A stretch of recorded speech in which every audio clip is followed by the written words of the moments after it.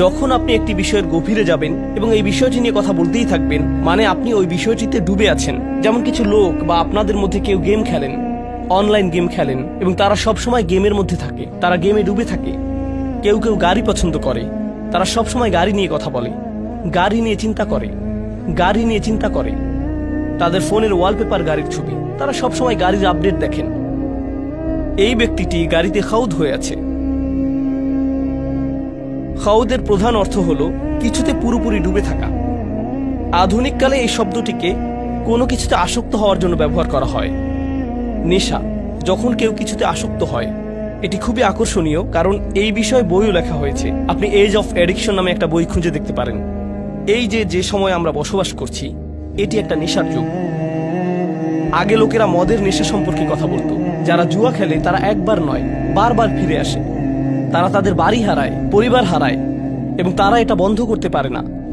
মাদক একটি নেশা হতে পারে।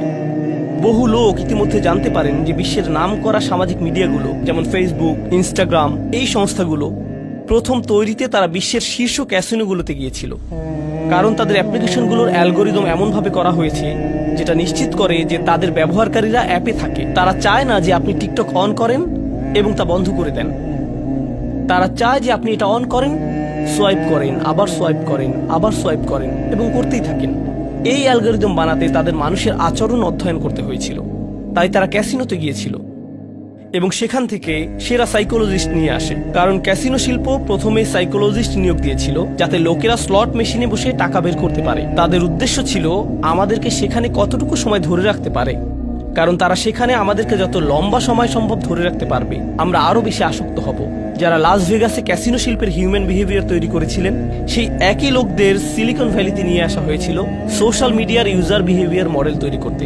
কারণ তারা জানে যদি আপনি সবচেয়ে আসক্ত হন, তখন তারা আপনার থেকে সবচেয়ে বেশি প্রফিট করতে পারবে। যদি আপনি নেশায় ডুবে যান এবং আপনি বের হতে পারবেন না, যদি আপনি নেশায় ডুবে যান তখন আপনি বের হতে পারবেন না, এবং আপনি যদি এটা আবার করতে না পারেন, তাহলে আপনি আপনার ভিতরে কিছুই নেই এরকম একটা অনুভব করবেন। সে মদ পান করে এবং সে মনে করে সে ভালো ফিল করছে, সে চলে যায়। তার 1 ঘন্টা 2 ঘন্টা পর আবার মদ খেতে ইচ্ছা করে, তার আবার একটা চাহিদা তৈরি হয়, আমাকে আরেকটা দিন, আরেকটা দিন। তাদের পেট ব্যথা করতে থাকলেও তারা মদ পান করে যায়। তারা অর্ধেক ঘুমন্ত অবস্থায় থাকলেও মদ পান করে থাকে। তারা ঘুম থেকে উঠে এসেও মদ পান করতে চায়। এটি অনলাইন অন্যান্য নেশা এবং বিনোদনের নেশার ক্ষেত্রেও সত্যি। কিছু লোক চলচ্চিত্রে আসক্ত, নেটফ্লিক্সে কিছু লোক আসক্ত, স্পোর্টসে কিছু লোক আসক্ত। এই নেশা পরবর্তীতে আল্লাহ সত্যের সম্পর্কে কথা বলেছেন। যখন সত্য আসে, কোরআনে যে সত্য সম্পর্কে বলা হয়েছে, আপনাকে এই বাস্তবতার সাথে ডিল করতে হয়, আপনাকে আপনার কাজের জন্য দায়িত্ব গ্রহণ করতে হয়। আমি কিভাবে আমার দিন কাটাচ্ছি তার ব্যাপারে যত্নশীল হতে হয়, কিভাবে আমি আমার রাত কাটাচ্ছি তার ব্যাপারে যত্নশীল হতে হয়। আমার নিজের ব্যাপারে দায়িত্ব আছে, আমার আল্লাহর জন্য দায়িত্ব আছে, আমার নিজের পরিবারের জন্য দায়িত্ব আছে। আমাকে এই সবগুলো ব্যাপারে যত্নশীল হতে হবে। কিন্তু আপনি যদি এই সত্যকে গ্রহণ করতে না চান এবং আপনি বাস্তবতা থেকে পালিয়ে বেড়াতে চান, আপনি নিজেকে হারিয়ে ফেলেন এবং কোনো একটি বিষয়ে আসক্ত হয়ে যান, এবং এভাবে আপনি আসক্তিতে ডুবে যান। আপনি জানেন কিছু মানুষ কি করে? কোনো একটি গ্যাদারিং এ কিছু শুনলে, মনে করেন 8 জন মানুষের একটি সমাবেশ, ফ্যামিলি গেট টুগেদার, তারা সেখানে বসে কথা বলছে এবং সেখানে কোনো একজন আল্লাহর দ্বীনের ব্যাপারে কথা তুলল, সে দ্রুত সেই বিষয়টি পরিবর্তন করে ফেলবে এবং সে চাইবে একটি অন্য বিষয়ে কথা বলতে, কারণ সে জানে সে কোন বিষয়ে কথা বলতে চাইবে। না না না, জানো ইউএফসি ফাইটে কি হয়েছে, এই খেলাটিতে কি হয়েছে, এই ছবিটিতে কি হয়েছে, ও আল্লাহ সেগুলো কত ভালো ছিল, এবং আমি এভাবে কথা বলতে থাকি, কথা বলতে থাকি, কথা বলতে থাকি। তারা যদি দিন সম্পর্কে কথা বলে, তবে তারা দিনকে একটা মজার ছলে কথা বলে। এই বিষয়ে কথা বলাটা একটু ফান। তখন আল্লাহ বলেন, হাত্তা ইয়াখুদু ফি হাদিসিন গায়রিহি, তাদের সাথে ততক্ষণ কথা বললেন না যতক্ষণ পর্যন্ত তার অন্য বিষয়ে ডুবে না যায়, যতক্ষণ পর্যন্ত তারা অন্য বিষয়ে ডুবে না যায়। এখন আমার আপনার নিজেদেরকে জিজ্ঞাসা করা উচিত, এটা মানুষের সম্পর্কে সমালোচনা নয়, এটা আমি এবং আপনি আমাদের সম্পর্কে যা ভাবি তাই। আমি প্রতিদিন যে বিষয়ে ডুবে থাকি, এর কি কোনো উদ্দেশ্য আছে, নাকি আমরা আসলে শুধু এদিক ওদিক ঘুরে বেড়াচ্ছি? এই প্রশ্নটি আমি আমাকে জিজ্ঞেস করতে চাই। বিচার দিবসে আল্লাহ বলবেন, বিচার দিবস সম্পর্কে আল্লাহ বললেন, ইয়াউমা ইযিল্লিল মুকাযযিবিন আল্লাযীনা হুম ফি খাউদিন ইয়ালআবুন, তারা বিভিন্ন বিষয়ে ডুবে আছে এবং সেই বিষয়ে এদিক ওদিক ঘুরে বেড়াচ্ছে, তারা শুধুই ঘুরে বেড়াচ্ছে।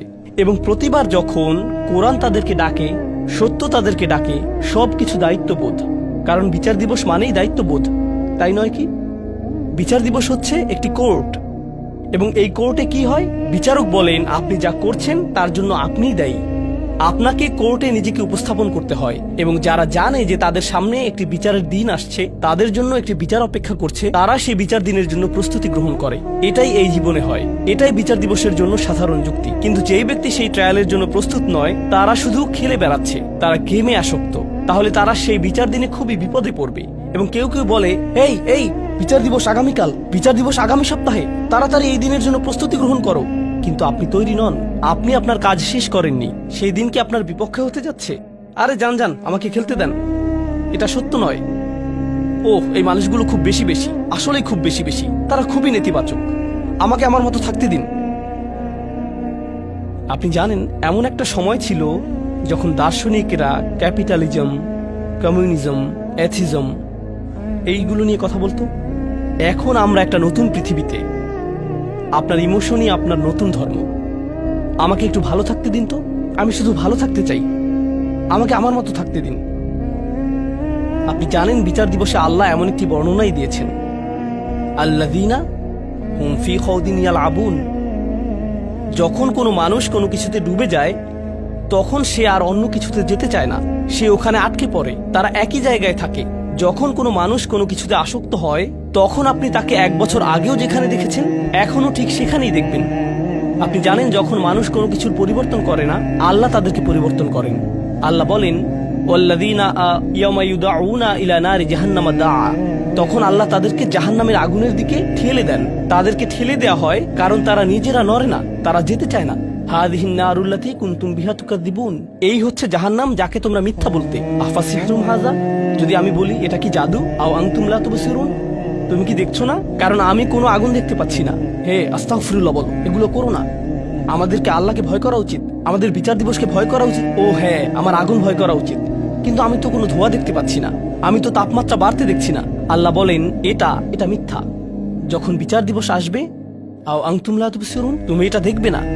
ইসলাউহা ফাসবিরু আলা তাসবিরু সাওয়াউন আলাইকুম ইন্নামা তুজজাউনা মা কুনতুম তা'মালুন।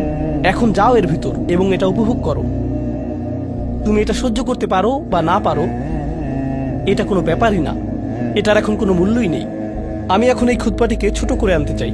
অন্যদিকে এই মানুষের বিপরীত দিকে কিছু মানুষ থাকবে যারা বিচারের দিনে কোনো ধরনের বিপদে পড়বে না।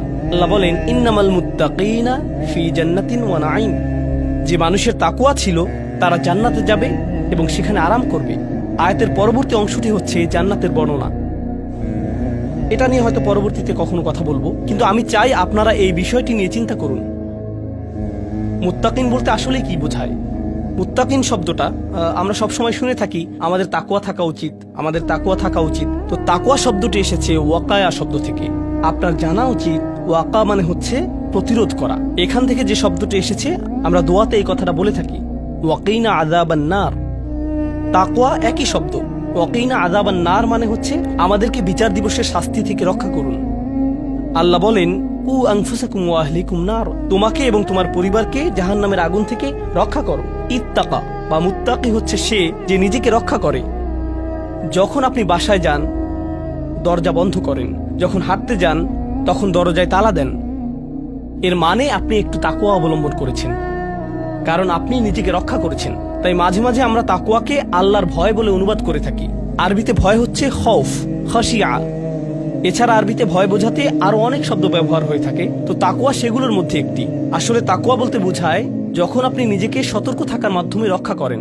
ধরুন, যখন কোনো মানুষ হজে যায়, আল্লাহ বলেন, ওয়াতাযাওয়াদু ফাইন্না খায়রাজ যাদ আত-তাকওয়া। হজে যাওয়ার সময় আপনি আপনার প্রয়োজনীয় জিনিসগুলো নিয়ে যাচ্ছেন, কারণ আপনি জানেন বেস্ট প্রভিশন ইজ প্রিকশন, আপনাকে রক্ষা করার জন্য। এটা দিয়েই তাই বিভিন্ন জিনিসও বোঝায়। এখন এই শব্দটি এই আয়াতে কি বোঝাচ্ছে? মানুষ যারা নিজেদেরকে রক্ষা করে, যখনই তারা দেখে যে তারা কোনো একটি আসক্তিতে জড়িয়ে যাচ্ছে, তখন তারা বলে, আমাকে এখান থেকে নিজেকে সরিয়ে আনতে হবে।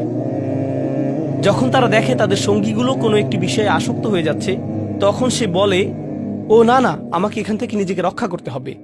তাই তারা সব সময় নিজেদেরকে সেসব সঙ্গ থেকে সরিয়ে নিচ্ছে, যেসব সঙ্গে থাকলে তারা কোনো আসক্তির দিকে জড়িয়ে যেতে পারে। তারা সব সময় আমাদের আশেপাশে আছে, আমরা কেউই নিরাপদ নই। মুত্তাকিন শব্দটি ব্যবহার করার মাধ্যমে এমন মানুষকে বোঝায় যে সব সময় সতর্ক, তারা কখনোই বিশ্রাম নেয় না, তারা সব সময় একটা প্রতিরক্ষা বলয়ের মধ্যে থাকে। তারা জানে যদি তারা এভাবে না থাকে তাহলে স্লিপ করতে পারে। ইন্নাল মুত্তাকিনা ফি জান্নাতিন ওয়া নাঈম। এই কারণেই আমি তোমাদেরকে জান্নাত দেব উপহার হিসেবে। তাহলে আমাদেরকে এখন থেকে খুব সতর্কতার সাথে থাকতে হবে। আমার মনকে বোঝাতে হবে যেন আমি যে কোনো সময় পিছলে যেতে পারি, আমি ভুল করতে পারি, আমাকে তারপরে সেখান থেকে ফিরে আসতে হবে এবং আরো বেশি সতর্ক থাকতে হবে। যদি আমি পিছলে যাই তাহলে আবার আমাকে ফিরে আসতে হবে। এটি একটা চলমান প্রক্রিয়া। এগুলোর শেষে আল্লাহ বলেন ফি জান্নাতিন ওয়া নাঈম। আপনি যখন জান্নাতে যাবেন আপনারা বাগান পাবেন, কিন্তু সবচেয়ে গুরুত্বপূর্ণ আপনারা পাবেন নাঈম। যে নাঈম শব্দটি এসেছে নুউমা থেকে, যার মানে হচ্ছে নরম এবং বিশ্রাম। তাদের এখন কোনো তাকওয়া থাকার প্রয়োজন নেই, তাদের এখন কোনো সতর্কতার প্রয়োজন নেই। তারা তখন বলবে এখন আমি বিশ্রাম নিতে পারি। তাহলে আল্লাহ কি করলেন? আল্লাহ আমাদেরকে দুটি ছবি দেখালেন। একটি হচ্ছে এমন ব্যক্তিরা যারা এখন নাইমে আছে, তারা বর্তমানে যেদিকে মনে চায় সেদিকে ঘুরে বেড়াচ্ছে, রিল্যাক্স করছে, তাদের কোনো কিছু চিন্তা করার নেই, শুধু বিশ্রাম নিচ্ছে। এবং অন্যদিকে তাকওয়াপূর্ণ ব্যক্তিরা তারা পরবর্তীতে রিল্যাক্স করবে। এখন সিদ্ধান্ত আপনার, আপনি কোন দলে থাকবেন। আপনি এখন রিল্যাক্স করতে পারেন অথবা আপনি পরবর্তীতে রিল্যাক্স করতে পারেন। আপনি এখন সাময়িকভাবে আনন্দ অনুভব করতে পারেন এবং পরবর্তীতে কঠিন বিপদে পড়তে পারেন, অথবা আপনি এখন একটু বেশি সতর্ক এবং বেশি নিজেকে রক্ষা করে চলতে পারেন এবং পরবর্তীতে অনন্তকালের জন্য রিল্যাক্স করতে পারেন। এই সিদ্ধান্তই আমাকে এবং আপনাকে নিতে হবে। আমি আল্লাহ আজ্জা জাল্লার কাছে দোয়া করছি, আল্লাহ আমাদেরকে যে কোনো ধরনের খাউদ থেকে রক্ষা করুন, যা আমাদেরকে সত্য থেকে দূরে নিয়ে যায় এবং আমাদেরকে মুকাদ্দিবিনদের অন্তর্ভুক্ত করে। আল্লাহ আমাদেরকে তাকওয়া সম্পূর্ণ করুন।